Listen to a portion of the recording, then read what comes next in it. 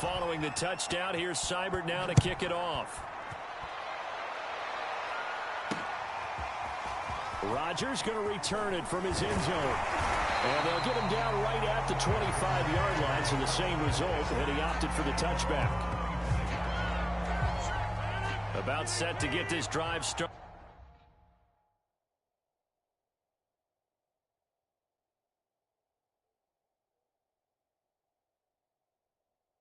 The Green Bay offense at the line. And they had the fumble last time that led to a touchdown. That's a no-no.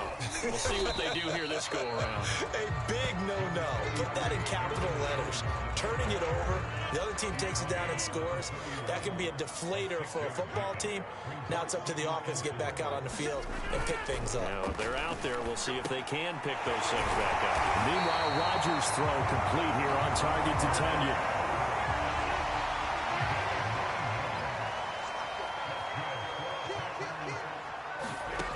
First and 10. Here's Rodgers. Man open. That's Marquez Valdez-Scantling. Touchdown, Packers. Marquez Valdez-Scantling. 60 yards. And the Packers are within an extra point of tying this thing up. Extra point up and good by Crosby. And that will tie our score here in this opening quarter of play. So all even at 7 now as they kick it away. This taken in at the goal line. And not much happening on the return as he'll get this to about the 23.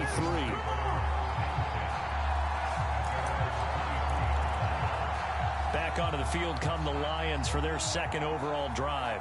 And they're hoping to redo their efforts in the last drive when they got into the end zone. And just think of what it's like now on the sideline, because when you score a touchdown, you have to go over and look at the tablet and see what you did on the last drive. When you scored points, it's a whole lot better view than when you're trying to figure out how to fix things there. From the 34 now, here's first and 10. This will be incomplete.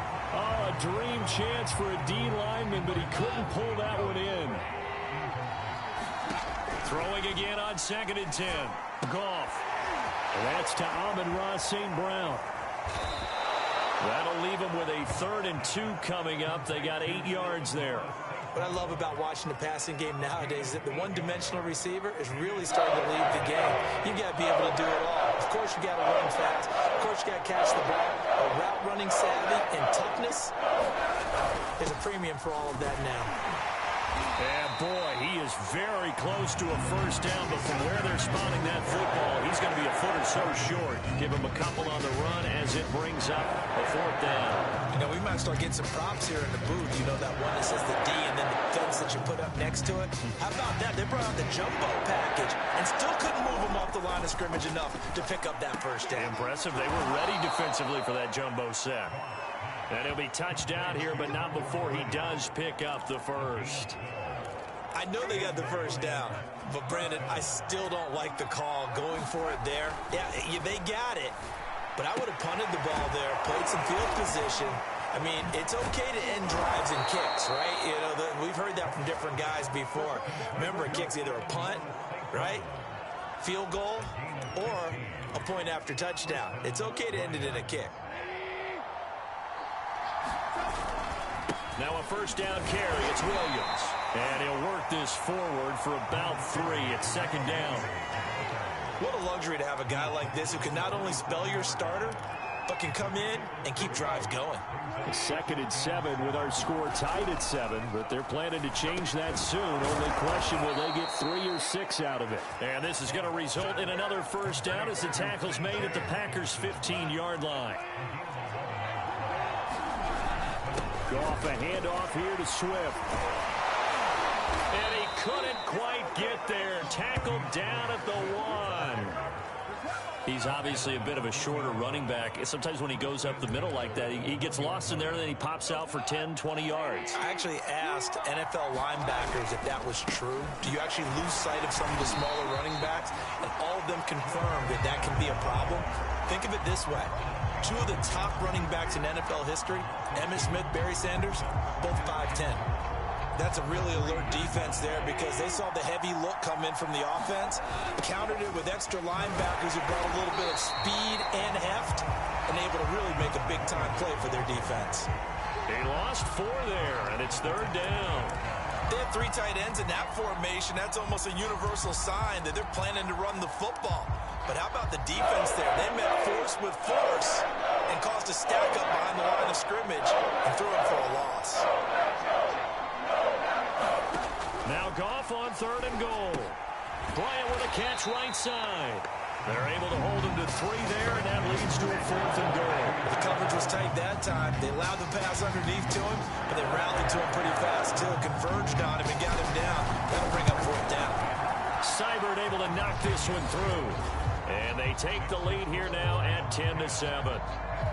So a long drive gets them down inside the 5, but ultimately they settle for just the field goal. And I have to think that if maybe they were a yard closer, that would have made their decision tougher, and I think they likely would have gone for it. But in this situation, they just decided to take the 3, and I think it was a smart move. And ultimately, he stopped right where he would have been if he had simply gone down to a knee at the 25. The Packers offense set to go. And for them, a touchdown their last go-around. Obviously, they'll be hoping to do that again. And when you start plotting for this drive, when you start thinking to yourself, okay, what are we going to do? You don't go away from what you did before because that worked, but you have to be prepared for wrinkles and counters because you know they'll make some adjustments. He'll get a nice chunk there on the 1st down run, and it's 2nd and 4.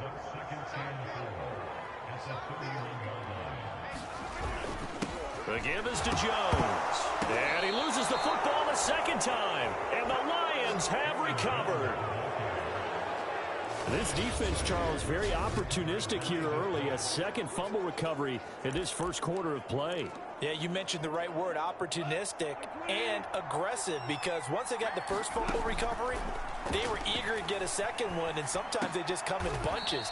On the flip side, they've got to figure out how to hold the ball because the play calls seem to be okay. They're just not executing. Now a 1st down throw. Gone. Open man right side is St. Brown. This will be a short gain of 3 before he's brought down at the 22.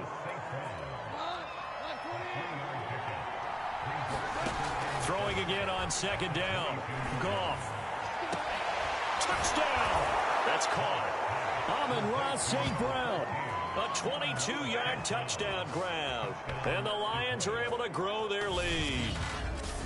I think if you polled defensive backs, they would say the corner route, take that out, make it illegal, because that is so hard to recognize and so hard to adjust because your first move is to not get beat in the middle of the field, and that's how they move you first before they break off to the corner. But then as the wide receiver, great job. It's tough to turn those upfield and go, but he did a great job with it there. Really good balance, really good body control, and how about the end result? A touchdown. Extra point by Seibert, up and good, and his guys will take a 10-point lead. Following the touchdown, here's Seibert now to kick it off. Rodgers going to return it from his end zone, and the tackle going to be made right there at the 25-yard line. The Packers ready to take over offensively. And last time, not only the turnover, but that turned into 6 points. They got to make up for that here. We always hear about empty possessions.